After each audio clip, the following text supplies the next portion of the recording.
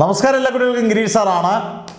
+2 പരീക്ഷ, ഫിസിക്സിൻ്റെ പരീക്ഷ March 1, 1 day, ഒറ്റ ദിവസം കൂടി. 1 day can change your life.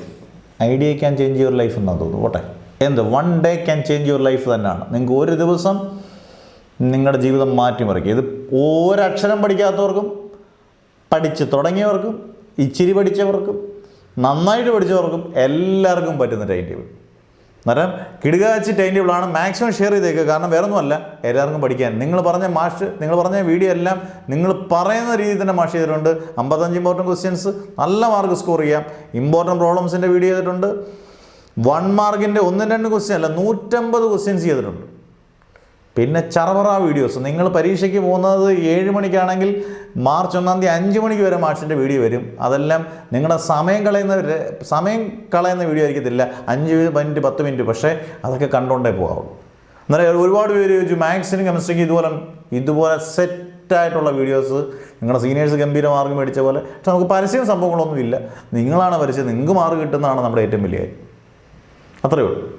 അതാണ് നിങ്ങളുടെ സപ്പോർട്ട് കൊണ്ട് തകർന്നു നമ്മൾ എത്ര അറ്റം വരെ നമ്മൾ പോകും.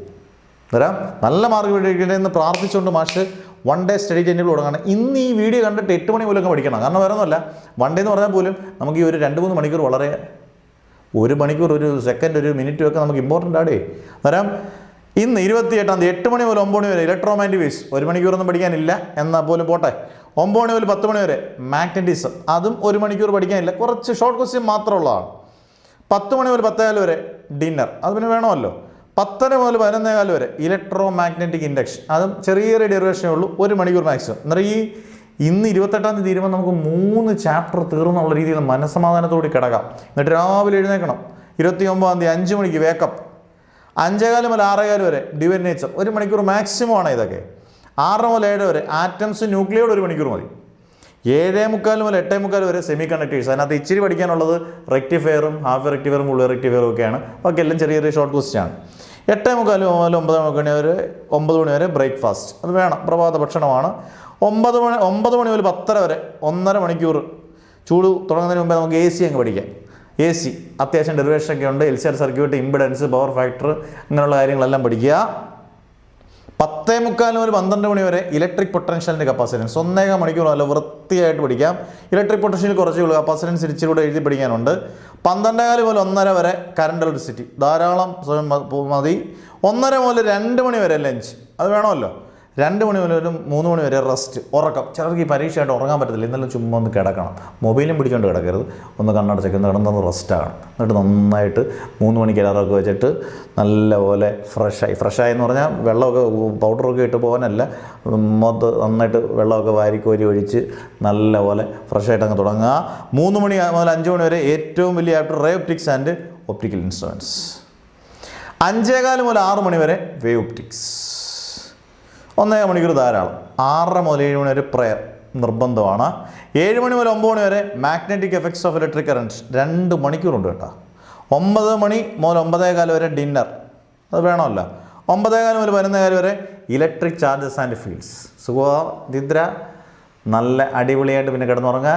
രാവിലെ എഴുന്നേറ്റ് ഏതെങ്കിലും ഭാഗത്ത് കൺഫ്യൂഷൻ ഉണ്ടെങ്കിൽ രാവിലെ എഴുന്നേറ്റ് രാവിലെ 2 മണിക്ക് 3 മണിക്ക് നിങ്ങൾക്ക് ഇഷ്ടമുള്ള, നിങ്ങളതൊന്നും പരീക്ഷകളിലൊന്നും തളർന്നു വീഴത്തൊന്നുമില്ല. ഇതെല്ലാം ഓർത്തിരിക്കും. നിങ്ങൾ തകർത്ത് വെച്ച് പഠിച്ചിട്ട് പോയി പരീക്ഷ എഴുതുക. എന്തായാലും 1 ഡേ സ്റ്റഡി ടൈം ടേബിൾ നിങ്ങൾക്ക് ഏറ്റവും ഉപകാരപ്പെടും. ഇതെല്ലാം വിട്ട് നമ്മൾ ചെയ്യുന്നതാണ്. ഇത് മാക്സിമം യൂട്ടിലൈസ് ചെയ്ത് നന്നായിട്ട് പഠിക്കുക. ഇതിനകത്ത് ഇത്രയും സമയം വീഡിയോ കണ്ടാൽ മതി, പക്ഷേ നിങ്ങൾ പഠിക്കുന്ന സമയം കൂട്ടിയാൽ മതി.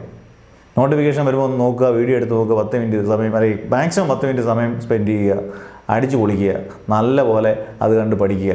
എല്ലാ കാര്യങ്ങളും അതിനകത്ത് വരും. തരാം. ഇതിൻ്റെ എല്ലാം ഡിസ്ക്രിപ്ഷനകത്തും വാട്സപ്പ് ഗ്രൂപ്പിനകത്തും എല്ലാം എല്ലാ കാര്യങ്ങളും, നോട്ട്സ് വരെ വാട്സപ്പ് ഗ്രൂപ്പിനകത്ത് എല്ലാം സിമ്പിളായിട്ട് നോട്ട്സ് ഇട്ടിട്ടുണ്ട്. നിങ്ങൾക്ക് വേണ്ടിയാണ്. നിങ്ങൾ നന്നായിട്ട് പഠിക്കണം. നിങ്ങൾ പഠിക്കുന്നതാണ്, പഠിച്ച് മാർക്ക് മേടിക്കുന്നതാണ് ഒരു അധ്യാപനം എന്നുള്ള രീതിയിൽ നമ്മൾ സന്തോഷിക്കുന്നത്. അതിനെ എത്ര എഫേർട്ട് എടുക്കാനും നമ്മൾ തയ്യാറാണ്. തരാം. നിങ്ങൾ നല്ലപോലെ പഠിക്കാൻ, നല്ല മാർക്ക് കിട്ടട്ടെ എന്ന് പ്രാർത്ഥിക്കുന്നു. 1 ഡേ സ്റ്റഡി ടൈം ടേബിൾ സൂപ്പറാക്കി തരണം കേട്ടോ. നന്നായിട്ട് പഠിച്ച് നല്ല മാർക്ക് മേടിക്കണേ. Never ever give up.